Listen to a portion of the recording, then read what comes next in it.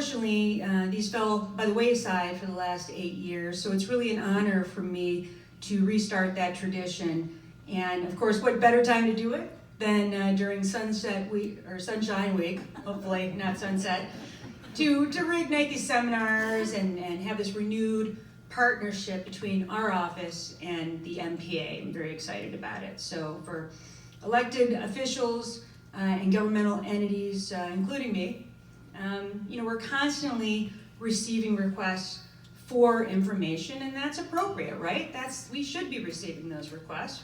The media is the public's watchdog, and unlike some others, I do not subscribe to the theory that the media is the enemy of the people. In fact, I believe the media is the people's best friend, honestly, and that we deserve, as public officials, to be under the microscope. We serve the people, and they deserve to know what we are doing and how we're doing it. And so, it's upsetting to me. I mean, I'm embarrassed that Michigan is the only state in the nation in which state law actually exempts the governor, the lieutenant governor, and the legislature from requirements of the state's Freedom of Information Act. It's awful.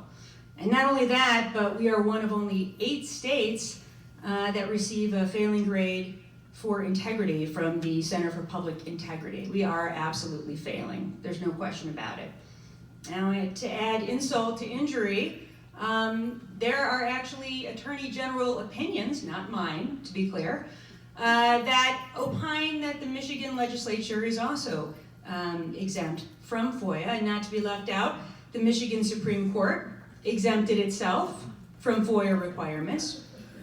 So since it is Sunshine Week, I feel compelled to point out that not only are we at the state level not opening the doors, but we are locking them with deadbolts, and then we're nailing boards across those doors.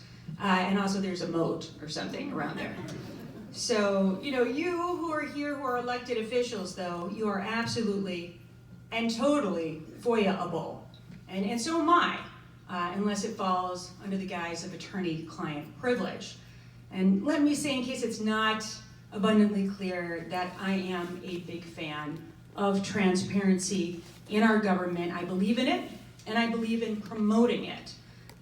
And so do others, but apparently not enough, right? So, for example, in the last legislative session, there were efforts to establish a 9-member open government commission subject to both FOIA and the Open Meetings Act, and that would receive and respond to citizens' complaints in regard to public body responses to FOIA requests, and issuing binding opinions overturning a public body's assertion of an exemption, exclusion, or a privilege in response to a FOIA request. And that was a great idea, but unfortunately it failed. There was even a 10-bill bipartisan, let me say that again, bipartisan proposal to create the Legislative Open Records Act to bring the legislature under FOIA and to strike the exemption from FOIA for the governor, the lieutenant governor, and executive office employees. Another great idea that went absolutely nowhere. Now, finally, there was an effort to require under the Open Meetings Act that board and commission members, with limited exceptions, be physically present at public meetings in order to be able to vote. Now, that doesn't sound like rocket science, does it? But again, that was met with no success at all. A government accountable to the people is at the core of the United States Constitution. Can we all agree on that? And in Michigan, all political power is inherent in the people.